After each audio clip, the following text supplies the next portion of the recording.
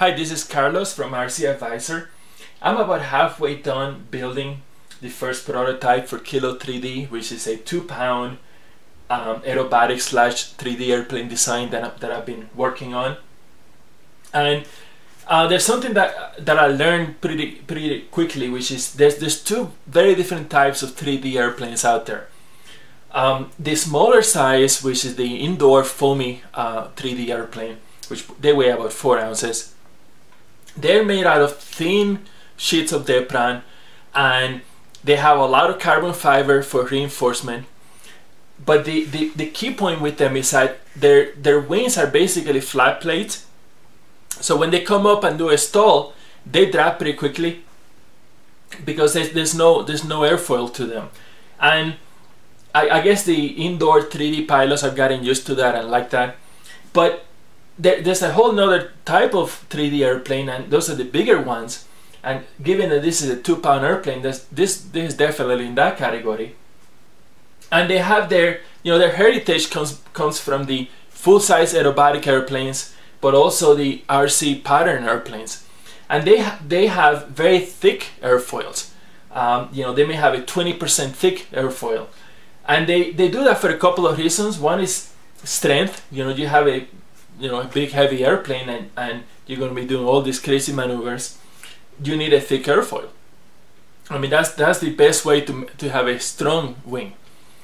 But the other reason why they do that is when they're doing these maneuvers, especially like a pattern airplane, you don't want the speed to be fluctuating a lot. You really want a constant speed airplane, and so that when you're climbing, it's about the same speed as when it's diving. And really, pretty much the best way to do that, easiest way, is to have a very thick airfoil. And that airfoil just creates a lot of drag, and it keeps the speed of the airplane from increasing too much when it's diving. So I knew that's really more in the category that I needed to be at, but I also didn't want to do a nice full nicely shaped airfoil, because that's a lot more work.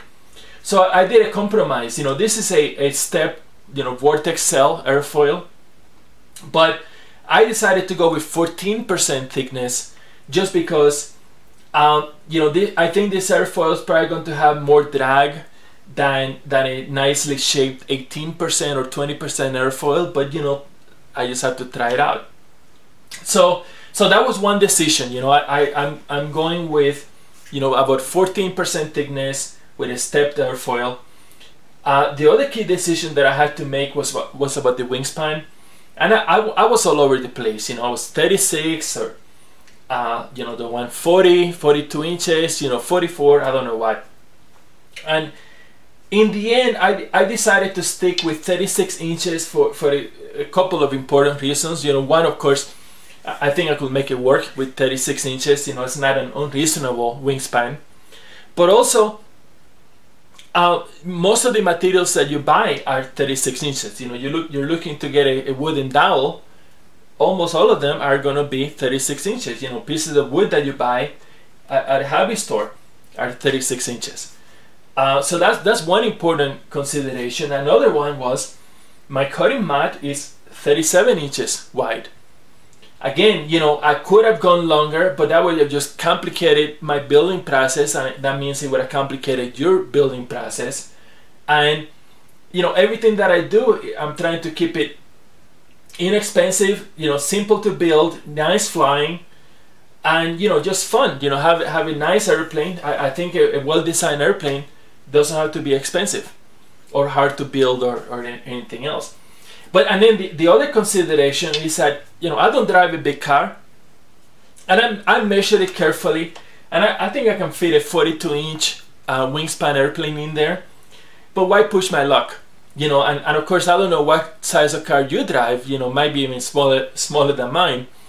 And I know that if I made it 36 inches, it's just going to be easier to transport.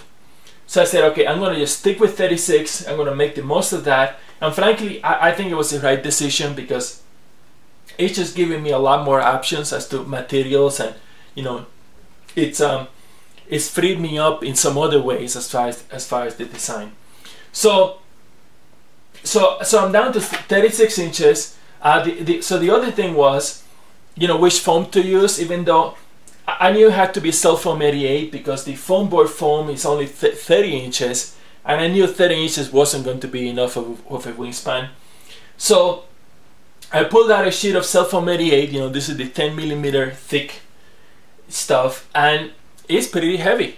You know, I did the measurements, I weighed it, and it's about 30% heavier than the foam from the Dollar Tree foam board. But I think it's also quite a bit stronger, so you know, it's at least 30% stronger. So I think it's a very reasonable trade-off, and it's a beautiful piece of foam. You know, it's got a very nice surface to it. You know, pretty nice and stiff. So anyway, this is the wing that I've been working on. I mean, I first built it. You know, this is about 3 inches. This is 10 inches, and this is going to be the ailerons are going to be 4 at the root, 2 at the tip. So it's going to go from 14 to 12 inches. And I built it without any reinforcement. I thought there was some flexibility to it, maybe, you know, maybe more than I wanted. I mean, I want this airplane to be really strong and stiff.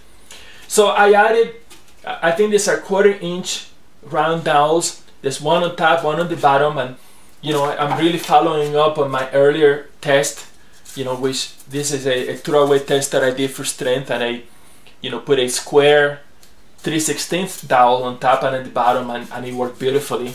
So I'm following up on that, so you can see those are round dowels that I have there, and it's really stiff right now, and you know, the added weight is not that bad, so I think that worked. I was gonna put a dowel on the leading edge like I usually do, but this foam is so stiff that I'm not sure I need that. So for now, I'm not gonna put it on. And I thought, okay, maybe I'll put one here, but I don't think I need it either. You know, this is just pretty strong. So I think the wing is pretty close to being done. I'm gonna cut the ailerons out of this leftover piece of, again, Cellfoam 88 10 millimeter, and I think it's plenty strong. So I'll go from 2 inches to 4. So that should work. So then the question became, what about the fuselage? Well, if I want to be able to do 3D maneuvers and, you know, a lot of aerobatics, you know, like knife edges, I need to have the fuselage to be pretty tall. And you know, if I look at Cellfoam 88, is 11.5. I cut it in half. I get close to 6 inches, which is what this is. And I think that's a good size. You know, time will tell. So the motor is going to go here, and then I also want the design to be symmetrical, very symmetrical. It's going to give it nicer characteristics when you're doing maneuvers. So I'm going to just put a rotor here at the back. Again, you know, let me try it out and see what happens. But I think it should work. So then the elevator is going to go right ahead of that, right here. I'll do a hole through the fuselage, and I'll use a round dowel to join the two halves of the elevator.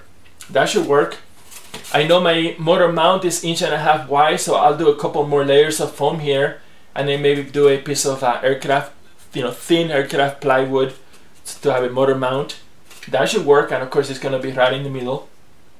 But you know, this fuselage by itself is a little bit too flexible, so I knew I needed to support it with something, and I looked at a whole bunch of different woods.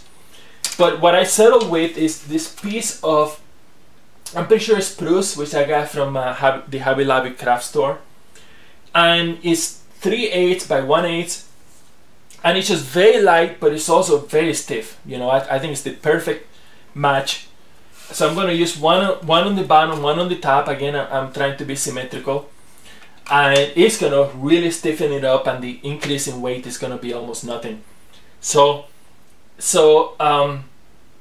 then the final challenge became how, you know, I mean, I'm going to drill a hole, you know, cut a slot for the wing and put it in there.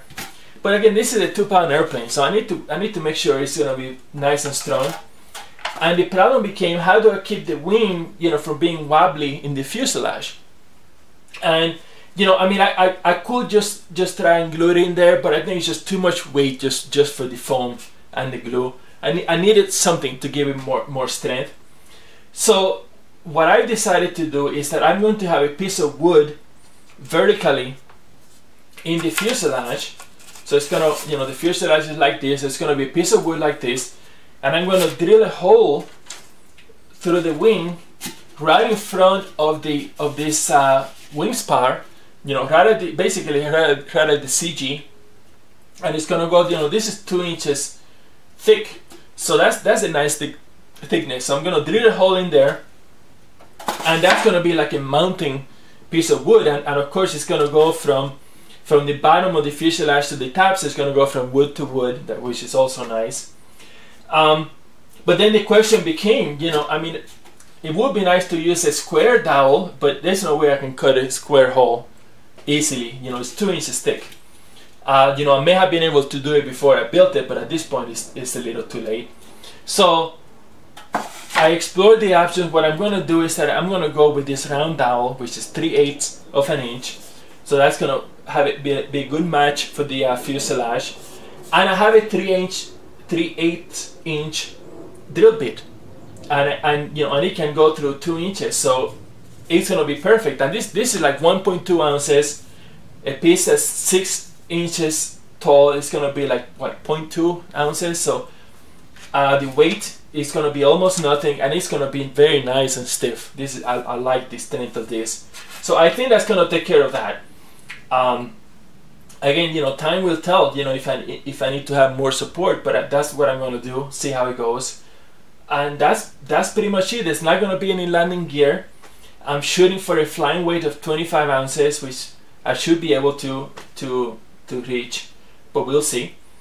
And again, you know, I mean, an airplane like this is really not the main challenge is the strength. You know, keeping the weight down. I want the very low wing loading, but I think it'll be okay. So till next time.